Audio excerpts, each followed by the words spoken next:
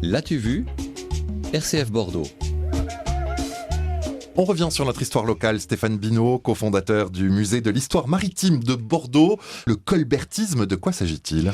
Eh bien, vous allez voir, c'est effectivement les décisions prises par Colbert, parce que, comme vous le savez, au XVIIe siècle, ce siècle fut marqué par des conquêtes coloniales et un pouvoir au sein duquel donc, Colbert chercha à stimuler la marine de commerce et à pousser les négociants des principaux ports à se tourner vers l'armement.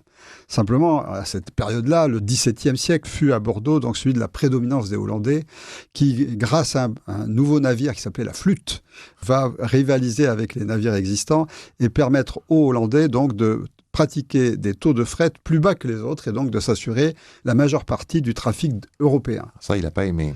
Ah oui, parce qu'à l'époque, il faut voir que la conséquence pour Bordeaux fut qu'en 1650, la participation hollandaise dans ce trafic était de 70% du tonnage, dont 63% de vin exporté, ce qui était énorme. Oui, donc beaucoup plus de la moitié, 70%. Ah oui, c'est colossal. C'est colossal. Et donc, Colbert employa tous les arguments pour inciter les Bordelais à développer son activité d'armement. Mais comme la réponse fut lente à venir, d'abord, il va commencer par user d'une forme de chantage, puisqu'il va leur dire, eh bien, si c'est ça, vous n'aurez pas accès à la jurade ni aux charges consulaires si vous ne participez pas à l'armement d'un navire. Donc, ils ne pourront pas faire partie des décisions de la ville. Voilà, absolument. Alors ça, forcément, c'est déjà un argument fort. Et puis, d'autre part, il va faire jouer à plein le régime. Alors, c'est là qu'on rentre dans vraiment le colbertisme. Le régime dit de l'exclusif, qui est en fait un règlement royal du 10 juin 1670. Ce régime interdisait donc aux autres navires étrangers de charger dans les colonies pour la France. Alors bien évidemment, il ne s'agissait plus à l'époque uniquement donc d'exporter des produits naturels et manufacturés vers l'extérieur, mais bien évidemment aussi d'importer ces produits régionaux coloniaux, je veux dire, qui étaient bruts et non transformés et pour lesquels il y avait un accroissement de l'engouement, à savoir c'était le sucre, le café, le rhum, les épices, le coton, les bois précieux et l'indigo. Donc tout ça, ça faisait énormément de marchandises qui étaient à manœuvrer. Donc les Hollandais allaient le chercher aux Antilles et le revendaient aux Français ? Revendaient ou en tout cas assuraient le transport, quoi. Ouais. Et des gens que le fret et ça représentait des sommes considérables.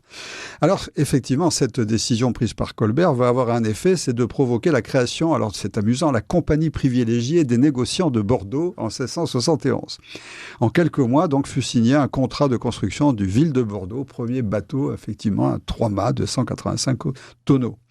Et puis, ici, il y a eu un autre élément qui est important, c'est l'arrivée à Bordeaux, donc l'installation dans le négoce colonial d'étrangers à la ville, hollandais, allemands, anglais, irlandais, qui vont provoquer donc une extension rapide des échanges. Et le commerce colonial va être stimulé, tandis que ces nouveaux venus vont se tourner vers l'armement et bien évidemment donc assurer directement leurs charges et accroître leurs profits, bien évidemment, puisqu'ils ne sous-traitaient plus finalement ce transfert. Alors en 1682 en plus, Vauban va venir appuyer cette construction navale parce que soutenu par Louis XIV, bien évidemment, il va lancer la guerre de course. Et donc là aussi, la guerre de course qui va permettre effectivement d'être une source d'activité nouvelle pour les chantiers qui vont se multiplier dans des zones jusque-là vierges comme l'Ormont et la rive droite. Et alors, je ne vous dis pas le nombre de bateaux. On construisait en fin du 18e, on construisait à peu près un bateau tous les 15 jours. Alors le 18e va devenir le grand siècle de la ville, non seulement en matière de négoce, mais aussi d'armement. Et Bordeaux va devenir à ce moment-là, de surcroît, le premier port européen pour la construction navale. Alors, merci qui ? Merci, M. Colbert. Merci Stéphane Binot.